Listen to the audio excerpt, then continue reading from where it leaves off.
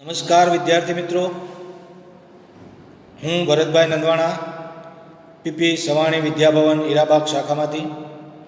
આજે આપણે ગુજરાતી વ્યાકરણમાં ધોરણ 9 અને 10માં આવતા સંધિના એકમમાં વ્યંજન સંધિ વિશે ભણીશું. આગળ આપણે ભાગ 1માં સ્વર સંધિ વિશે ભણ્યા. તો વ્યંજન સંધિનો આ બીજો પ્રકાર છે. સંધિનો બીજો પ્રકાર વ્યંજન સંધિ, જેની વ્યાખ્યા છે: સંધિ થતી વખતે વ્યંજન સાથે સ્વર અથવા વ્યંજન સાથે વ્યંજન આવે ત્યારે વ્યંજન સંધિ બને છે. ઉદાહરણ: સત વત્તા ઉપયોગ બરાબર સદુપયોગ. તો અહીંયા સતમાં ત અને ઉપયોગમાં ઉ, વ્યંજન સાથે સ્વર આવેલો છે એટલે આ વ્યંજન સંધિ કહેવાય. બીજું ઉદાહરણ: સત વત્તા ભાગ્ય બરાબર સદભાગ્ય. તો અહીંયા સતમાં ત, ભાગ્યમાં ભ એટલે વ્યંજન સાથે વ્યંજન એટલે વ્યંજન સંધિ કહેવાય. વ્યંજન સંધિના જુદા જુદા નિયમો છે. એ નિયમો ભણતા પહેલાં આપણે ઉચ્ચારણ પ્રક્રિયાનું જરાક પુનરાવર્તન કરી લઈએ. તમે આગળના ધોરણમાં ઉચ્ચારણ પ્રક્રિયા સ્થાન વિશે ભણી જ ગયેલા છો, એટલે થોડુંક પુનરાવર્તન કરીએ. સ્થાન તો એમાં કંઠ્ય, તાલવ્ય, મૂર્ધન્ય, દંત્ય, ઓષ્ઠ્ય. કંઠ્ય કહેતા કંઠ ગળું, જે ગળામાંથી ઉચ્ચારાય એવા ધ્વનિઓને કંઠ્ય સ્થાન કહેવાય. અઘોષ અને ઘોષ, અલ્પપ્રાણ અને મહાપ્રાણ એવા ધ્વનિઓમાં જુદા જુદા વિભાજન થયેલા છે, એ પણ તમને ખ્યાલ હશે. તો અહીંયા પહેલાં ક, ખ, ગ અને ગ એ કંઠ્ય સ્થાન છે ને એમાં પહેલાં બે ક અને ખ અઘોષ બને. ગ અને ઘ ઘોષ વ્યંજન કહેવાય અને એમાં અંગ પ્રત્યય ડ જેવું છે એ એનો અનુનાસિક એટલે અનુસ્વાર બને. બીજું સ્થાન છે તાલવ્ય, એટલે તાળવાથી ઉચ્ચારાતા, જેમાં અઘોષમાં ચ અને છ, ઘોષમાં જ અને ઝ અને એનું અનુનાસિક આવશે અનુસ્વાર જ જેવું. મૂર્ધન્ય એટલે મૂર્ધા કહેતા પેઢા, દાંત અને તાળવાની વચ્ચેનો ભાગ. એમાં અઘોષ ટ અને ઠ, ઘોષ ડ અને ડ એનો અનુનાસિક અણ. દંત્ય એટલે દાંત, ત વર્ગમાં અઘોષ ત અને થ, ઘોષ દ અને દ અને એનો અનુનાસિક ન, અનુસ્વાર જે કહેવાય તે. ઓષ્ઠ્ય એટલે હોઠથી ઉચ્ચારાતા, તો એમાં પ અને ફ અઘોષ, બ અને ભ ઘોષ અને મ અનુનાસિક એનો ધ્વનિ બનશે. તો આ ઉચ્ચારણ પ્રક્રિયા તમને આગળના નિયમમાં ઘોષ અઘોષ વ્યંજનો કયા છે એ ઓળખ માટે જરૂરી છે. એ વર્ગનો અનુનાસિક વ્યંજન કયો છે, ધ્વનિ કયો છે એ પણ આપણને ખ્યાલ હોવો જોઈએ, જેથી કરીને એના નિયમ ભણતી વખતે આપણને ખ્યાલ આવે. તો હવે વ્યંજન સંધિના એક પછી એક નિયમો જોઈશું. એમાં પહેલો, અઘોષ ધ્વનિ પછી ઘોષ ધ્વનિ આવે તો તે સમવર્ગીય ઘોષ ધ્વનિ થાય. અઘોષ ધ્વનિ પછી કોઈ ઘોષ ધ્વનિ આવે તો તેનો સમવર્ગીય એટલે એ લાઈનમાં આવતા 4 વ્યંજનો એ એના વર્ગના અને 5મો એનો અનુનાસિક એ વર્ગ કહેવાય. ઉદાહરણ તરીકે અહીંયા જોઈએ તો ક વત્તા અ, તો કના વર્ગનો ઘોષ કયો છે તો કે ગ. તો તમે કોષ્ટકમાં જોયું હશે તો એ ગ થાય. એટલે સંધિ થતી વખતે જો આવી સંધિ હોય દીક વત્તા અંત, તો ક વર્ગનો અઘોષ ક છે તો એનો ઘોષ ગ થાય, એટલે કનો ગ થાય અને પાછળનો સ્વર એમાં ભળ્યો એટલે દિગંત બન્યું. જો તમારા પાઠ્યપુસ્તકની અંદર પણ આ કોષ્ટક આપેલું છે, સામે રાખીને તમે જોઈ શકો અને પાઠ્યપુસ્તકનો આધારથી નિયમ પણ સમજી શકો. બીજું ઉદાહરણ જોઈએ ટ વત્તા આ મતલબ ટની સાથે સ્વર આવેલો છે, તો ટ વર્ગનો ઘોષ ડ થાય. તો એનું ઉદાહરણ જોઈએ. ષટ વત્તા આનન, તો સ પછી ટ આવેલો છે, ટ વર્ગનો ઘોષ કયો થાય? ડ, અને એમાં આ ભળ્યો એટલે બન્યું ષડાનન. ત્યારબાદ ત વર્ગ છે, તો ત વત્તા ગ, જો ત પછી ઘોષ વ્યંજન ગ આવેલો છે, તો તના વર્ગનો ઘોષ વ્યંજન કયો છે? દ, તો તનો દ થાય. ઉદાહરણ જોઈએ. જગત વત્તા ગુરુ, જો ત વર્ગનો ઘોષ વ્યંજન કયો છે? દ, અને પાછળ એની ગ ઘોષ વ્યંજન આવ્યો, એટલે ઘોષ પછી ઘોષ આવ્યો એટલે એના વર્ગનો ઘોષ બને, એટલે બન્યું અહીંયા દ, જગત ગુરુ. એવી રીતે પ પછી જ આવ્યો તો પનો બ થઈ જાય. અપ વત્તા જ, તો પાછળ ઘોષ ધ્વનિ, પનો વર્ગનો ઘોષ ધ્વનિ બ, એટલે બન્યું અપજ. એવી રીતે ચોથું ઉદાહરણ જોઈએ. અચ વત્તા અંત, તો ચ પછી અ આવેલો છે, તો ચ ના વર્ગનો ઘોષ જ બને એટલે બન્યું અજંત. તો આવી રીતે અઘોષ ધ્વનિ પછી કોઈ ઘોષ ધ્વનિ આવે તો એના વર્ગનો એટલે એ લાઈનમાં આવતો એ વર્ગનો ઘોષ વ્યંજન ધ્વનિ મુકાય. નિયમ નંબર 2.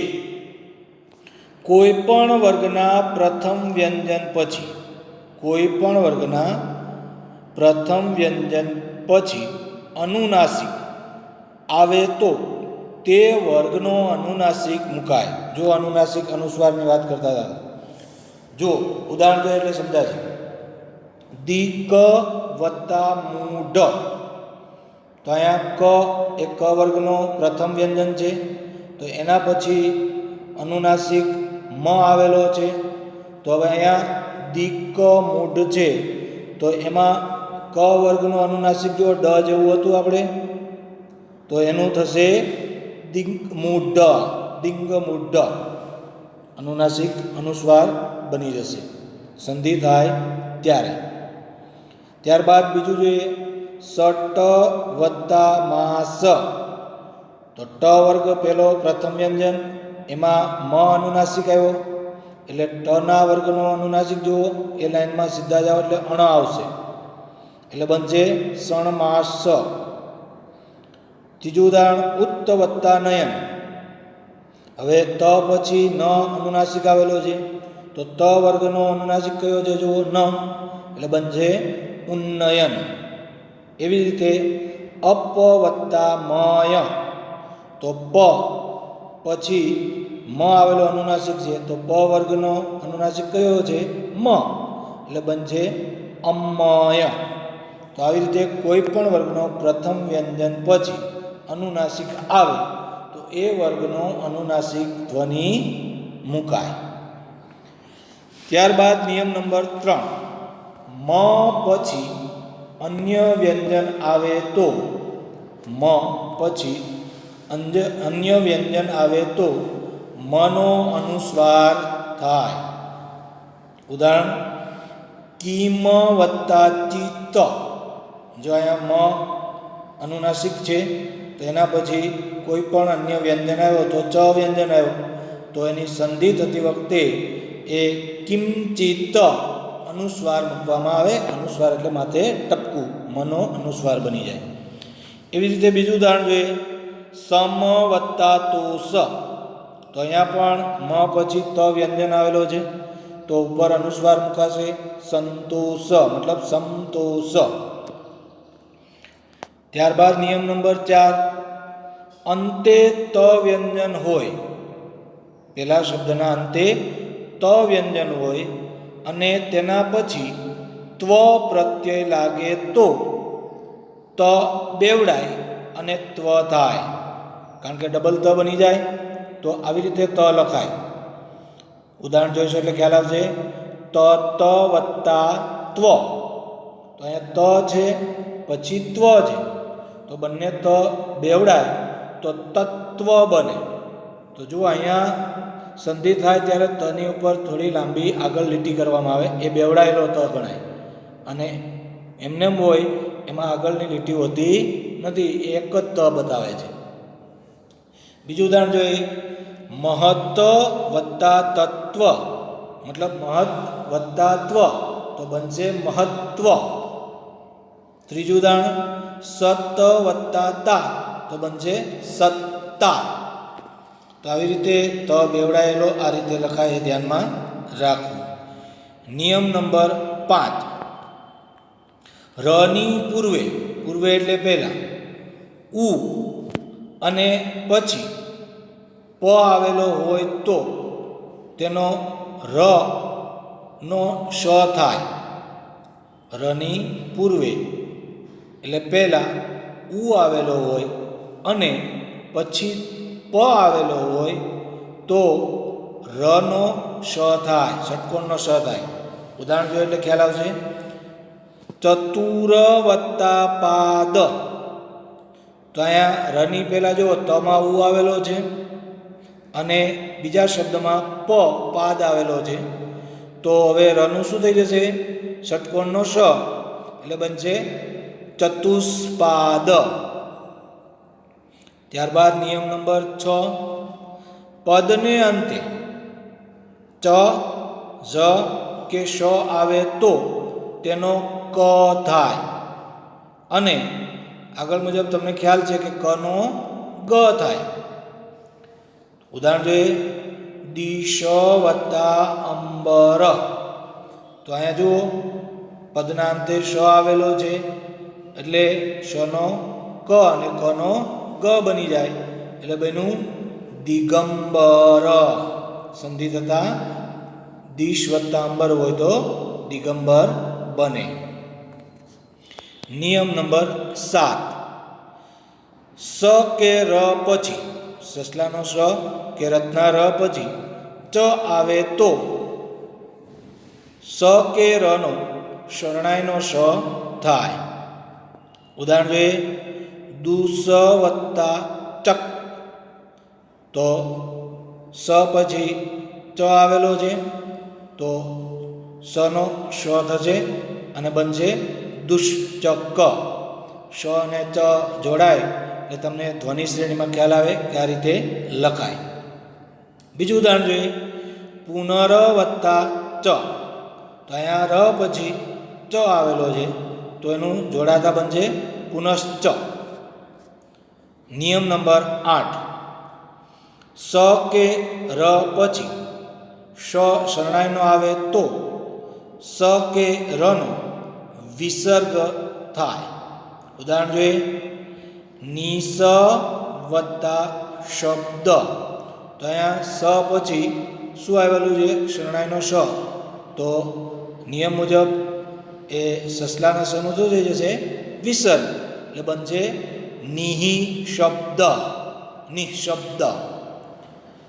બીજું ઉદાહરણ જોઈએ, અંતર વત્તા શોક, તો અહીંયા પણ ર પછી શ આવેલો છે તો રનો વિસર્ગ થશે એટલે બનશે અંતઃ શોક. ત્યારબાદ નિયમ નંબર 9, સ પછી ટ આવે તો સનો સસલાનો સ હોય તો એનો ષટકોણનો શ થાય. ઉદાહરણ, ધનુષ વત્તા ટંકાર, તો ધનુષના સ પછી ટ આવેલો છે તો નિયમ મુજબ ષટકોણનો શ થાય એટલે સંધિ થતા બનશે ધનુષ્ટંકાર.